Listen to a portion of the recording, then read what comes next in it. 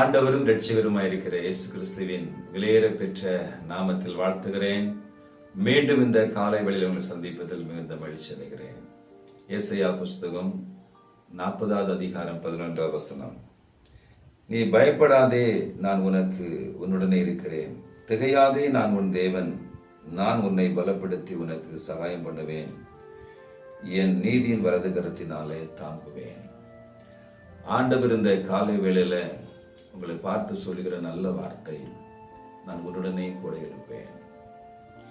ஏதோ ஒரு காரியத்திற்காக நீங்கள் ஒருவேளை இந்த காலை வேளையில இந்த காரியம் எனக்கு கைக்கூடி வருமா, நடக்குமா, நன்மை பெற்றுக்கொள்வேனா, எனக்கு ஒரு சமாதான மகிழ்ச்சி உண்டாயிருக்குமா என்று சொல்லி ஒரு மிகுந்த பாரத்தோடு துக்கத்தோடு கூட இந்த காலை வேளை இந்த வார்த்தை கேட்டுக்கொண்டிருக்கலாம். இந்த வசனத்தை நீங்கள் நம்புங்க. ஆண்டவர் உங்களை பார்த்து இந்த காலை வேளை பேசுகிறார். மகளே, மகனே, பயப்படாதே, நான் உன்னுடன் கூட இருப்பேன். திகையாதே, நான் உன் தேவன். நான் உன்னை பலப்படுத்தி உன்னை சகாயம் பண்ணுவேன். நீதியின் வலது கரத்தினால தாங்குவேன்.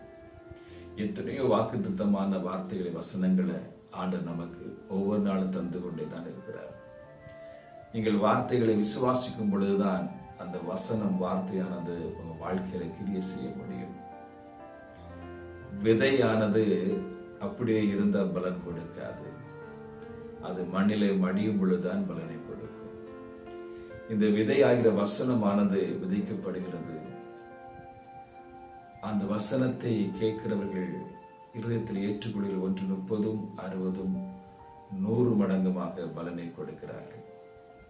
எனவே இந்த வார்த்தையானது உங்க இருதயத்துக்குள்ளால போகுமானால், இந்த வசனத்தை நீங்கள் எடுத்து நீங்கள் அதை விசுவாசித்து கைக்கொள்ளுங்கள் என்றால், அது உங்க வாழ்க்கையில 30, 60, 100 மடங்குமான பலனை தரும், ஆசீர்வாதத்தை தரும்.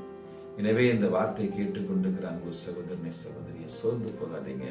ஆண்டவர் சொல்கிறாரு, நான் உன்னுடனே கூட இருப்பேன். பார்த்தீங்களா? பயப்படாதே, நான் உன்னுடைய இருக்கிறேன். திகையாதே, நான் உன் தேவன். நான் உன்னை பலப்படுத்தி சகாயம், நீதியின் வலது கரத்தினால தாங்குவேன். ஆண்டவர் நம்மை கூட இருந்து நம்மை ஆசீர்வதிக்கிற தேவன். எப்படி லட்சக்கணக்கான இஸ்ரவேல் ஜனங்களோடு கூட கர்த்தர் கூடவே போனார். வழிகளெல்லாம் ஆசீர்வாதங்களை கொடுத்தார். எதிராய் வந்த சத்துருக்கள் எல்லாம் முறியடித்தார். தேவையான எல்லா நன்மைகளையும் ஆசீர்வாதத்தையும் கொடுத்தார். ஆனால் அதை விசுவாசிக்காமல் முறுமுறுத்தவர்கள் வழியில அழிந்து போனார் என்பதையும் பார்க்கிறோம். நீங்கள் விசுவாசிங்க. ஆண்டவர் எனக்கு நன்மை செய்வார், என் வாழ்க்கையை செழிப்பாக்குவார், என்னை உயர்த்துவார். நான் நம்பி இருக்கிற ஆண்டவர் என்னை நிச்சயமாக உயர்த்தி ஆசீர்வதிப்பார்.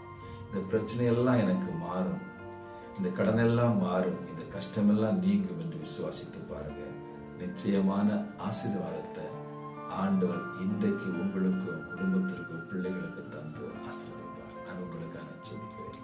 இதில் அதிகமாக நேசிக்கிற அன்பின் பரலோக பிதாவே, பயப்படாதே, நான் உன்னுடனே கூட இருக்கிறேன் என்று சொன்னீங்களே. திகையாதே, நான் உன் தேவன் சொன்னீங்களே. நான் உன்னை பலப்படுத்தி உன் சகாயம் பண்ணுவேன், நீதின் வலது கரத்தினால தாங்குவேன் சொன்னீங்களப்பா.